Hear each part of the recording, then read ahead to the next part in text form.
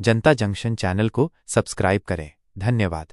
वक्फ संशोधन विधेयक को लोकसभा से मंजूरी मिल गई है और अब इसे राज्यसभा में पेश किया जाना है। इस विधेयक में कुछ महत्वपूर्ण बदलाव किए गए हैं जिनका उद्देश्य वक्फ संपत्तियों के प्रबंधन में पारदर्शिता और दक्षता लाना है। विधेयक के प्रमुख बदलाव: संरक्षित स्मारकों का वक्फ संपत्ति न होना। इस संशोधन के तहत अब संरक्षित स्मारकों को वक्फ संपत्ति नहीं माना जाएगा। इसका मतलब है कि जिन स्मारकों को भारतीय पुरातत्व सर्वेक्षण ASI या राज्य सरकार की एजेंसियों द्वारा संरक्षित किया जाता है वे वक्फ बोर्ड के दायरे से बाहर होंगे। इसमें दिल्ली का पुराना किला, कुतुब मीनार, सफदरजंग का मकबरा और हुमायूं का मकबरा जैसे स्मारक शामिल हैं। आदिवासी भूमि का संरक्षण: विधेयक में यह सुनिश्चित किया गया है कि आदिवासी क्षेत्रों की भूमि को वक्फ संपत्ति घोषित नहीं किया जाएगा। इसका उद्देश्य आदिवासी समुदायों की भूमि और सांस्कृतिक विरासत की रक्षा करना है। वक्फ बोर्ड के निर्णयों की समीक्षा: वक्फ बोर्ड द्वारा पारित किसी भी प्रस्ताव को लागू करने से पहले जिला मजिस्ट्रेट DM द्वारा 45 दिनों के भीतर समीक्षा की जाएगी। यह बदलाव